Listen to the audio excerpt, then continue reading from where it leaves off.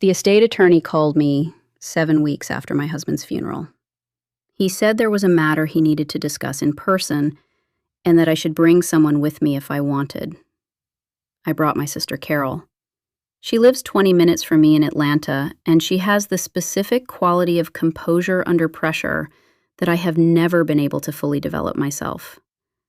She picked me up at 9 in the morning, and we drove downtown and sat in the attorney's office on the 14th floor with a view of the skyline that I could not look at. His name was Robert Elkins. He had been my husband's attorney for 12 years, the one who drafted the will, the one who handled the business documents, the one my husband David had trusted with the things that required a trusted person. He shook my hand and shook Carol's hand and offered us coffee, which we declined. And then he sat down behind his desk and put his hands flat on a folder and said, "Mrs. Patterson, there are some provisions in your husband's will that I need to walk you through carefully. Some of them are straightforward. One of them is not." He opened the folder. "My name is Jennifer. I am 51 years old. My husband David died in September, a heart attack, 54 years old, the specific shock of a healthy man who was not healthy in ways none of us knew. We had been married for 26 years. We had 2 sons, Eric and James, who are 24 and 21. We had a house in Buckhead and a life that I had believed, completely and without reservation, I understood. Robert Elkins showed me the provision that was not straightforward. David had left, in a separate trust established 8 years prior, a sum of money for a person named Callie Reeves. He had also, in the same trust documents, acknowledged paternity of a child named Jaylen Reeves, age 7. I sat in that chair for what felt like a very long time, but which Carol told me later was about 45 seconds. I said, "A child." Before I tell you the rest, subscribe, because every story on this channel is real, it is raw, and it will stay with you. And drop a comment right now. Where in the world are you watching from? I read every single one. Now let me tell you what I did after I left that attorney's office, and what happened in the months that followed. Robert Elkins said, "Yes, your husband established this trust 8 years ago and has been funding it since. Ms. Reeves is aware that she is named in the trust. She does not know you have been informed as of today." I said, "He has a 7-year-old child." Robert Elkins said, "According to the trust documents, yes." Carol put her hand on my arm. I did not look at her. I said, "Is there anything else?" He said, "There are a few other matters, but nothing that cannot wait." I said, "Okay, I'd like to take a few minutes." He left the room. He closed the door behind him. Carol and I sat in that office on the 14th floor in Atlanta and looked at the skyline I had not been able to look at. And I thought about 7 years. 7 years of a child existing in the world.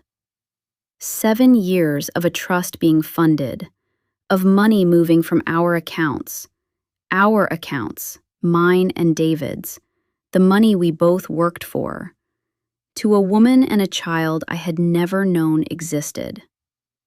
I said, "He had a 7-year-old. Carol said, "Jen." I said, "He was alive for 7 years after that child was born, and he never told me." Carol said, "Yes." I said, "Our sons were 17 and 14 when that child was born." Carol said, "I know." I said, "Okay. Call Robert back in." I did not fall apart in Robert Elkins's office. I want to be honest about this because I think people expect a certain kind of response to certain kinds of news. And what I felt in that office was not the response people might expect. I felt something cold and very clear. The specific clarity of a person who has received information that changes the shape of everything, and who understands that there is nothing to be done about the shape except to learn it. I asked Robert Elkins the questions that needed to be asked. The trust had been established with David's separate assets, not joint marital assets, he clarified carefully, which I understood was legally significant and personally insulting in equal measure. The trust would pay for Callie Reeves's housing and for Jaylen's education and certain other expenses until Jaylen reached adulthood. The amounts were substantial but not ruinous. Robert Elkins had the face of a man who had delivered difficult news before, and who had learned not to editorialize. I asked, "Did you know about the child?" He said, "I was aware of the trust structure, yes. I was not informed of the circumstances until I prepared the will." I said, "And you said nothing?" He said, "Attorney-client privilege, Mrs. Patterson. My obligation was to my client." I said, "Your client is dead." He said, "Yes. Which is why I am telling you now." I drove home with Carol. She did not talk for the first 20 minutes, which was the right thing to do. Then she said, "What do you need?" I said, "I need to not be asked that question yet." She said, "Okay." She drove. My sons did not know. I had to decide when and how to tell them, which is the kind of decision that sits in your chest like a stone. Eric is 24 and works in finance in New York. James is 21 and in his final year at Georgia Tech. They had just lost their father. They were in the specific, raw, early months of that grief, the months where everything is still immediate and unprocessed. I waited 6 weeks before I told them. I told Eric first because he is the older one, and because I knew he would have the harder time, and I wanted to give him space to process before James knew. I drove to New York on a Thursday and took him to dinner at a restaurant near his apartment, and I told him. He sat very still while I talked. Eric has always been still when processing difficult things. He gets that from David, which is a thought that hit me as I watched him and that I had to set aside. He said, "A brother." I said, "A half-brother, yes." He said, 7 years old. I said, "Yes." He said, "Does he know about us?" This was not a question I had expected, and it was the right question. It was so clearly the right question. Not about himself, not about his father, but about this 7-year-old who existed somewhere in Atlanta who might or might not know that he had 2 half-brothers he had never met. I said, "I don't know yet." He said, "We should find out." I said, "Yes, I think we should." I told James the following week, at home in Atlanta. He took it differently. James is louder with his feelings than Eric, always has been, and he was angry in the way that 21-year-olds are angry, without the containment that comes with more years. He said, "He had another kid and never told us?" I said, "Yes." He said, "For 7 years?" I said, "Yes." He said, He used a word I will not reproduce here, which I allowed him because he was right. He said, "What do we do?" I said, "I don't know yet. I'm figuring that out." He said, "Are we going to meet him?" I said, "I don't know." "That depends on a lot of things, including what his mother wants." James said, "It's not her fault. She didn't know about us either, did she?" I said, "I don't know what she knew, but probably not everything." He said, "It's not her fault. Or his." This surprised me. James is 21 and grieving and had every reason to be simple about this, and instead he went to the 7-year-old's innocence without being asked. I told him later that I was proud of him for that. He said, "What did you think I was going to do?" I said, "I didn't know." He said, "He's a kid, Mom. He didn't do anything." I contacted Callie Reeves through Robert Elkins in December. I did not want to reach out directly. I did not know what she knew. I did not know her, and I wanted a neutral party to establish the first contact and make sure she had information and time before we talked. She called me herself 3 days after Robert Elkins reached out. Her voice on the phone was careful, the way a voice is careful when it is carrying something it does not know how to put down. She said, "Mrs. Patterson?" I said, "Please call me Jennifer." She said, "I want to tell you that I am sorry for your loss." I said, "Thank you." There was a pause. Then she said, "I need you to know something. I did not know about you, about your marriage, about your family, for most of the time I knew David. I found out 2 years ago. When I found out, I ended contact, completely. Whatever you think of what happened, I want you to know that." I said, "Okay."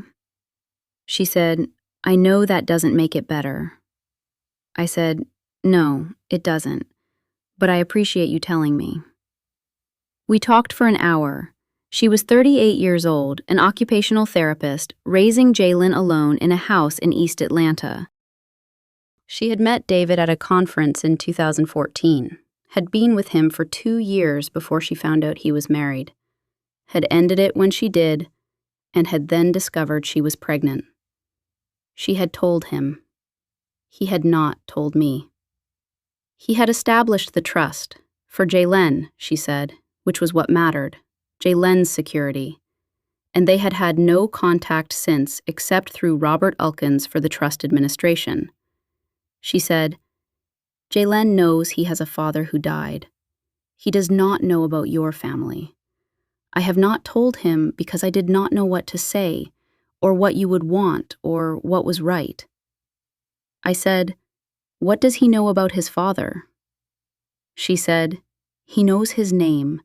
He knows he was a good man. I told him that because I believe it was true, whatever else was true. He knows he is taken care of. He knows he is loved." I said, "That's the right thing to have told him." She said, "I hope so." I said, "I would like to meet him, eventually, when you think it is appropriate, when he is ready." She was quiet for a moment. Then she said, "I was hoping you might say that." I met Jaylen in March. Callie and I had talked 3 more times before then, building something like the careful trust of 2 people who have been dealt the same bad hand by the same person, and who have decided, independently and then together, that they are not each other's enemy. He is 7 years old. He has David's eyes, which was the first thing I saw and the hardest. He has an energy that David had, a specific physical restlessness, a constant motion, the kind of boy who cannot sit still for more than 3 minutes and who is entirely charming about it. He showed me his room and his collection of small cars, and a drawing he had done at school that week of what he said was a dragon, but which looked more like a very confident dog. I held it together until I got to my car. Then I sat in Callie's driveway for a while. Eric came to Atlanta in April. He met Jaylen on a Saturday afternoon at a park in East Atlanta, the kind of meeting that Callie and I had planned carefully and which went to both of our relief without drama. Eric is good with children, he always has been, and he sat on the ground with Jaylen and looked at the collection of small cars that Jaylen had insisted on bringing, and they had a 20-minute conversation about which car was fastest, that I watched from a bench while Callie sat next to me. She said, quietly, "Eric is like his father was." I said, "Yes. Some things, yes." She said, "I'm sorry." I said, "I know. So am I. James met Jaylen in May. His meeting was louder than Eric's, which was appropriate. James is loud, and Jaylen is loud, and they were both running within 10 minutes of meeting, which I considered a success. We are not a family. I want to be clear about that. We are 3 women, Callie, her mother who helps with Jaylen, and me, and 3 young people who share biology and are figuring out what to do with that, and a 7-year-old who does not yet fully understand what is happening, but who has taken to Eric and James with the specific openness of a child who wants to understand his place in the world. I am in therapy with a woman named Dr. Sandra Moore, who has the specific quality of directness that I require.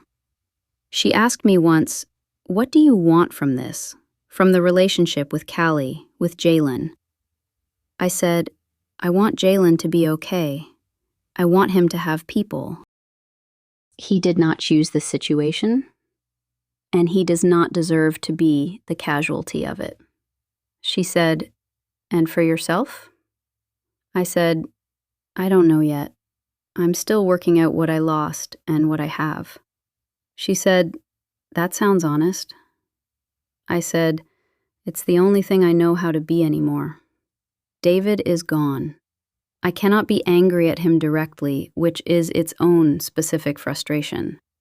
I can be angry at what he did, at the choice he made to carry this separately, at the years of a child existing in the world while I did not know.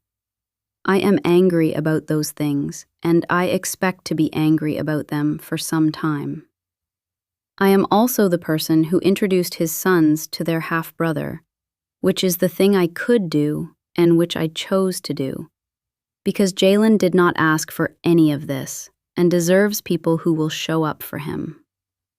That is where I am, in the middle of something that has no map, with 2 sons who are navigating their own version of it, and a woman named Callie who is raising a child alone and who called me in December with a careful voice and told me the truth, and a 7-year-old who showed me his dragon dog drawing and has David's eyes and cannot sit still for 3 minutes. Last week, Eric called from New York. He said, "I've been thinking about Thanksgiving." I said, "Yes?" He said, "Could we do it here? All of us?" He named everyone, me, James, Callie, and Jaylen, and Callie's mother. He said, "I think it should be all of us, together."